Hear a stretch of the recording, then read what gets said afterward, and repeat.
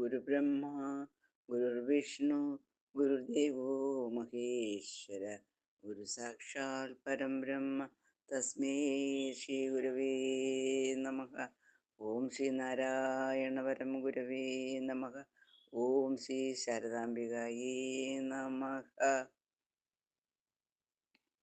ശ്രീ ഗുരുവും ശ്രീ ശാരദയും എന്ന ആത്മീയ പഠന ഗ്രൂപ്പിലെ മുഖ്യ സാരഥി ശ്രീ അനിൽജി സർ, ബിന്ദു ഷാജിമ, അഡ്മിൻ പാനലിലെ മറ്റെല്ലാ അംഗങ്ങൾക്കും എൻ്റെ വിനീതമായ നമസ്കാരം. ഞാൻ എഴുതി പ്രസിദ്ധീകരിച്ച ഋഷിവര്യൻ ശ്രീ നാരായണ ഗുരു എന്ന പുസ്തകത്തിൻ്റെ വായന തുടർച്ച.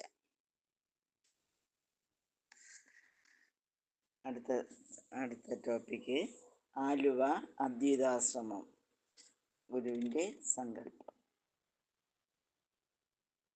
എറണാകുളം ജില്ലയിൽ എല്ലാ തരത്തിലും പുണ്യഭൂമിയായ കാലടിയിലാണ് ജഗദ്ഗുരു ആദിശങ്കരാചാര്യർ ജനിച്ചത്. സംസ്കൃത സർവകലാശാലയുടെ ആസ്ഥാനമാണ് കാലടി. സംസ്കൃതത്തെ സ്നേഹിക്കുന്ന ലോകം എമ്പാടുമുള്ള പണ്ഡിതന്മാർ ഇവിടെ ബന്ധപ്പെടുന്നു. ശങ്കരാചാര്യർ അദ്വൈത വേദാന്തം പ്രചരിപ്പിക്കുകയും യോഗികളെ കൊണ്ട് അദ്വൈത വേദാന്തം അംഗീകരിപ്പിക്കുകയും ചെയ്തിട്ടുണ്ട്. ശ്രീ ശങ്കരൻ സാക്ഷാൽ ശ്രീ പരമേശ്വരൻ്റെ അവതാരമാണെന്നാണ് വിശ്വാസം. ശ്രീ ശങ്കരാചാര്യർ 8 വയസ്സ് വരെ മാത്രമേ കാലടിയിൽ ജീവിച്ചിരുന്നിട്ടുള്ളൂ എന്നാണ് ചരിത്രകാരന്മാർ പറയുന്നത്. ജീവിത ദൈർഘ്യം 8ഉം 16ഉം 32മായി പരിണമിച്ച കഥ സാർവത്രികമാണ്.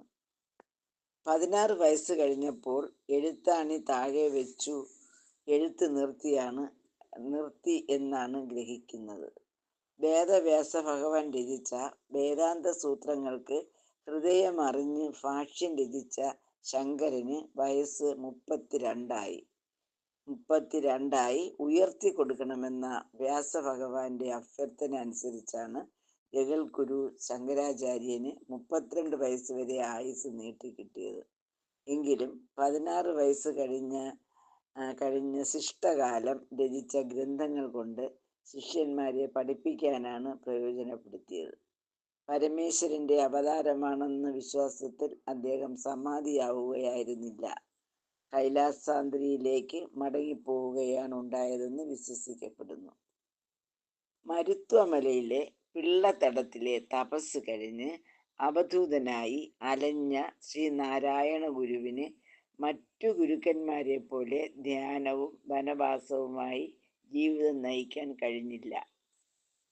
ലോക നന്മയ്ക്കായി തൻ്റെ ജീവിതം ഒഴിഞ്ഞുവെച്ച ഗുരുവിൻ്റെ പ്രവൃത്തി മണ്ഡലം ഭൂമി തന്നെ ആയിരുന്നു. ഗുരു അവതാരം പൂണ്ട കേരളത്തിലെ സവർണർ, അവർണർ, അടിമ വ്യവസ്ഥ, പിന്നെ ജാതി വ്യവസ്ഥ എന്നിവ കണ്ടിട്ടാണ് ഗുരുദേവൻ അദ്വൈതം പഠിപ്പിച്ചത്. അത് പ്രാവർത്തികമാക്കാനാണ് ശിഷ്യപരമ്പര ഉണ്ടാക്കിയത്. മരുത്വമലയിൽ നിന്നും ജ്ഞാനകാണ്ഡത്തിലൂടെ ജ്ഞാനോദയം നേടി കർമ്മകാണ്ഡത്തിലൂടെ അരുവിപ്പുറത്ത് നിന്ന് ആരംഭിച്ച പ്രയാണം ശിവഗിരിയിലെത്തിച്ചത് ഗുരുവിൻ്റെ പരിപാവനമായ മനസ്സു തന്നെയാണ്. ഗുരുദേവന്റെ സവിശേഷതയും മഹത്വവും കൊണ്ട് സ്വർഗമായ ശിവഗിരി തന്നെ ഗുരുവിൻ്റെ പ്രവർത്തനങ്ങളുടെ സ്ഥിരാകേന്ദ്രമാക്കി മാറ്റി. ശ്രീ നാരായണ മഠങ്ങൾ ലോകം എമ്പാടും ഉണ്ടായി കാണാൻ അതിയായ ആഗ്രഹം ഉണ്ടായിരുന്നു.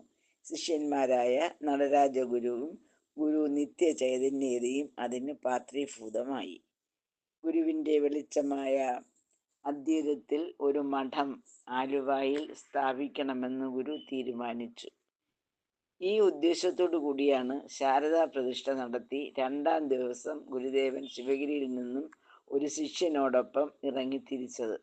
കാർത്തികപ്പള്ളിയിൽ ഒരു ഭക്തന്റെ വീട്ടിലാണ് ചെന്ന് കയറിയത്. ഗ്രഹനാഥൻ സ്വാമിയെ ആദരിച്ചു. ഉപചാരങ്ങൾക്ക് ശേഷം ഗ്രഹനാഥൻ ചോദിച്ചു, സ്വാമി ഇപ്പോൾ പെട്ടെന്ന് എഴുന്നള്ളാൻ എന്താണ് കാരണം? സ്വാമി പറഞ്ഞു, അവിടെ എല്ലാം അവരെ, അതായത് ശിഷ്യന്മാരെ ഏൽപ്പിച്ചല്ലോ.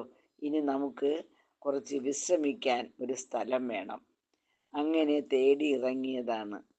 അതിനെന്താ സ്വാമി, സ്ഥലത്തിന് ഒരു പ്രയാസവുമില്ല, എവിടെയാ ആവാം എന്ന് സ്വാമി എവിടെയാവാം എന്ന് സ്വാമി പറയണം. ആലുവ കൊള്ളാം, നമുക്ക് ആ സ്ഥലം ഇഷ്ടപ്പെട്ടതാണ് ആലുവ എന്ന് സ്വാമികൾ മറുപടി പറഞ്ഞു. പണം വേണമല്ലോ, അവിടെ വസ്തുവിന് നല്ല വില കൊടുക്കേണ്ടി വരും എന്ന് ഗൃഹസ്ഥൻ പറയുകയുണ്ടായി.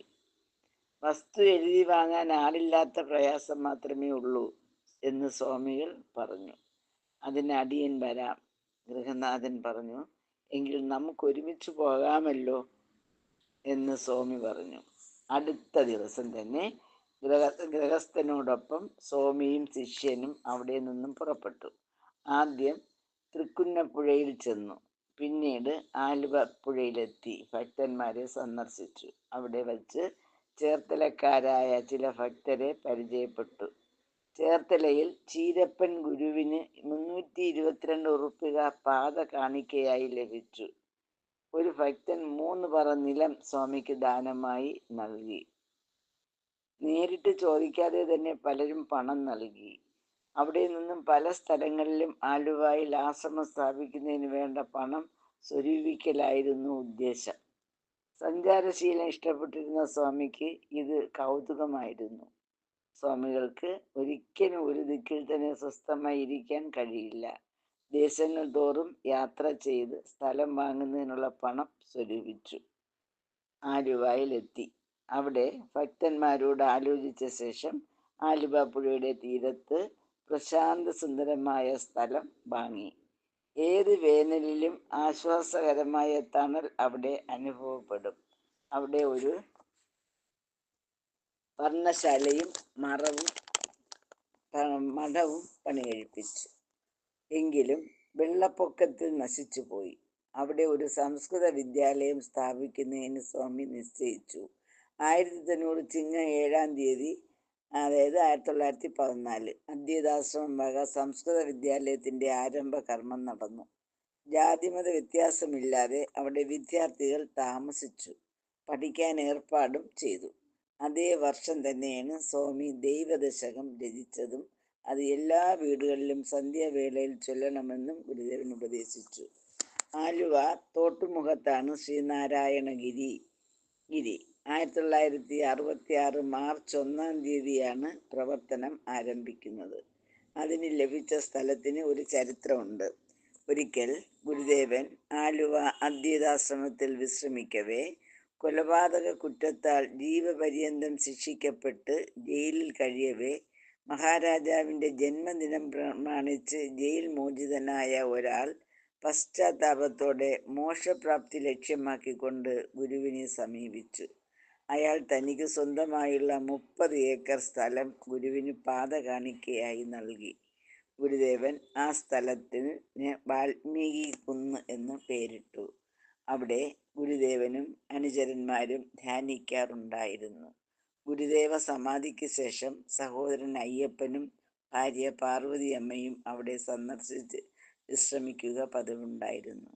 അവർ രണ്ടുപേരുടെയും പരിശ്രമഫലമായി ശ്രീനാരായണഗിരിയായി രൂപാന്തരപ്പെട്ടു. 1968 മാർച്ച് 6-ന് സഹോദരൻ അയ്യപ്പൻ ദിവംഗതനായി.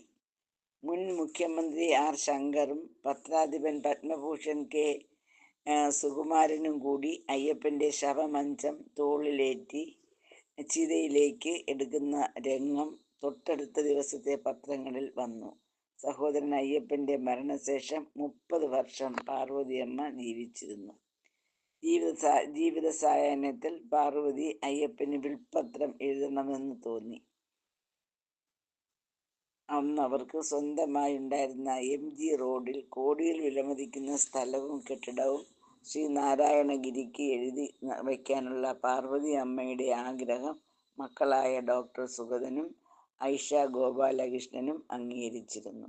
പാർവതി അയ്യപ്പൻ 1998-ലാണ് ദിവംഗതയായത്. ഡോക്ടർ സുഗതനും ഐഷയും 2021 വർഷമാണ് അന്തരിച്ചത്. നമ്മുടെ ആലുവ അദ്വൈതം ആശ്രമ ഒന്ന് നമ്മൾ കേട്ടിട്ടുണ്ട്. പക്ഷേ നമുക്കിതിൻ്റെ അവിടുത്തെ കഥകളും അവിടെ എങ്ങനെയാണ് അവിടെ മഠം തട്ടിക്കൂട്ടാനൊക്കെയുള്ള സൗകര്യം, ധനശേഖരവും, പിന്നെ അതുപോലെ തന്നെ അവിടുത്തെ ആ സ്ഥലം സ്വാമിയുടെ കയ്യിൽ വന്ന് വീണതും അതെല്ലാം നമ്മൾ സാധാരണ അദ്വൈതാശ്രമത്തിൽ പോയി കാണുന്നു. പക്ഷെ നമ്മളതിൻ്റെ കഥ എനിക്ക് പോലും അറിയില്ലായിരുന്നു ഇങ്ങനെയൊക്കെയുള്ള കാര്യങ്ങളൊക്കെ. അപ്പോൾ ഞാൻ പലരും എഴുതിയിട്ടുള്ള ഗ്രന്ഥങ്ങളിൽ നമ്മൾ റെഫർ ചെയ്യുമ്പോഴത്തേക്ക് കിട്ടിയ വിവരങ്ങൾ തന്നെയാണ് ഞാൻ ഈ ബുക്കിലുടനീളം ചെയ്തിട്ടുള്ളത്. എല്ലാവർക്കും നന്ദി, നമസ്കാരം. ഇനിയും തുടരും.